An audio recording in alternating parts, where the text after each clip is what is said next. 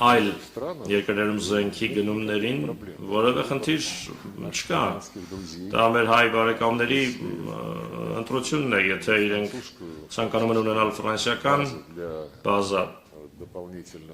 լրացուցիչ մատակարարների համար, խնդրեմ, եթե որևէ այլ երկրի, խնդրեմ, մենք որևէ բան չենք պարտադրելու, բայց իհարկե, երբ դաշնակիցը հիմնվում է Ֆրանսիայի նման երկրից ռազմական մատակարարների վրա, որը գլխավորում է, այդ երկիրը գլխավորում է թշնամական ճամբարը եւ անձամբ նախագահ Մակրոնը եւ իր բոլոր նախարարները պարզապես ատելություն են շնչում Ռուսաստանի նկատմամբ եւ համարում են, որ այն միակ խնդիրն է Ուկրաինայի հակամարտության չլուծման համար, բայց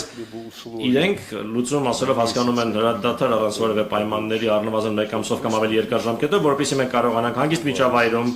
լրազինել Ուկրաինային, որ Ուկրաինան կարողանա իր պաշտպանական դիրքերը ուժեղացնել։ Ինձ որում այդ կոչերը առանց պայմանների հրադադարի մասին հնչեցվում են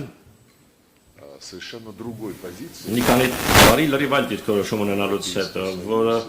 ձևակերպում էին Եվրոպական միությունը եւ ՆԱՏՕ-ի անդամները, իսկ իրենք ասում էին երկար տարիներ ոչ մի բանակցություն չի լինի, քանի դեռ Ուկրաինան չստանա Ռուսաստանից ավելի ուժեղ դիրքեր եւ ընդհանրապես չեն լինի բանակցություններ, ասում են, քանի դեռ Ռուսաստանը ռազմավարական պարտություն չի կրի։ Հետո 180 աստիճանով շուր եկան եւ հիմա արդեն ոչ թե ռազմավարական պարտություն, այլ հրադադար, որպեսզի Ուկրաինան լրազինվի։ Քաղաքական իմաստով իհարկե Ֆրանսիան հանդես է գալիս որպես թշնամական պետություն, ուստի մեր դաշնակիցները իրենք պետք է որոշեն, թե որտեղ է ավելի լավ զենք գնել։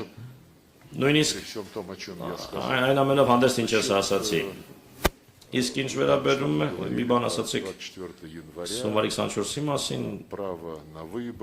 ընտրության իրավունք, ասում եք, մենք ճանաչում ենք ընտրության իրավունքը։ Մենք նախկինի պես շատ ջերմ հարաբերություններ ունենք հայ ընկերների, հայ բարեկամների հետ, ի հեճուկս մի շարք խնդիրների, որոնք ծագեցին հարաբերություններում։ Դերևս միմյանց դիրքորոշումները ոչ լիարժեք հասկանալու պատճառով